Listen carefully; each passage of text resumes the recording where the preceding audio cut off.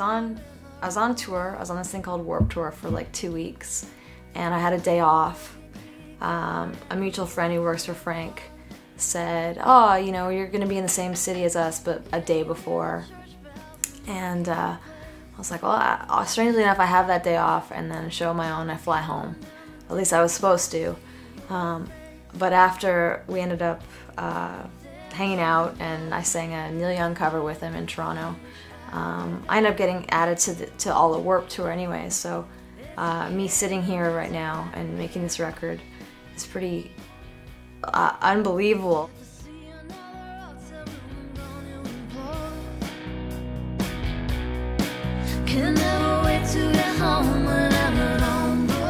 I've become the master of Pro Tools. Oh God, here we go.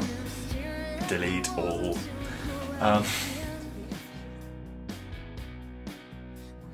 Xtra Mile Recordings is a small indie label from London who have been my home since I started making music, pretty much. Certainly all of my solo career. And you know, they're great friends, and Charlie, who runs Xtra Mile, is my manager as well. The thing is, Charlie knows what my brain is like, which is that essentially if I kind of dig my teeth into something, I don't generally let go of it. So he rather subtly, he sent me a link to a bunch of demos that Billy had made for a new record, and just said, "Hey, do you want to have a listen, see what they sound like, see what you think, maybe have some comments or whatever?" And I said yes, and it just kind of, the minute that I said yes to that, it was kind of inevitable that if asked, I was going to be involved.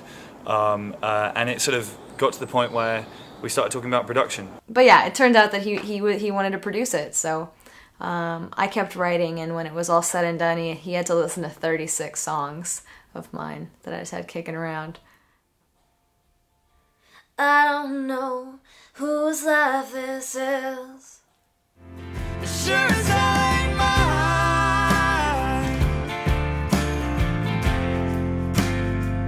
It sure as hell ain't my life.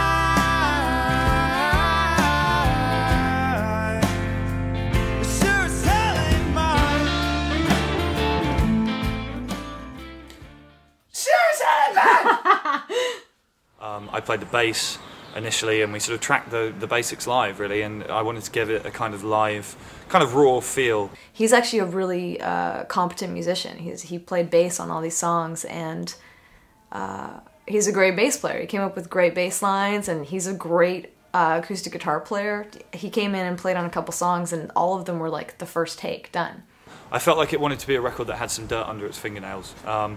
Yeah, and so we did that, and it took 3 days. We got all the tracks done, and then we're now deep in the middle of recording other things: vocals, guitars, mandolins, harmonicas, and stuff like that. And it's really come together. I think it's going to be a good album. I think it's a very varied record, and I think the lyrics and I think that the vocals are really strong, and I think it's going to be really good.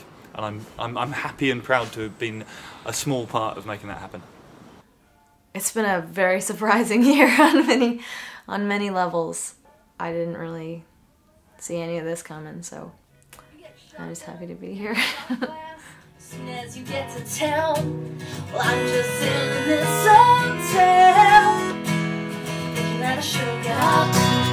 I'm just in this hotel.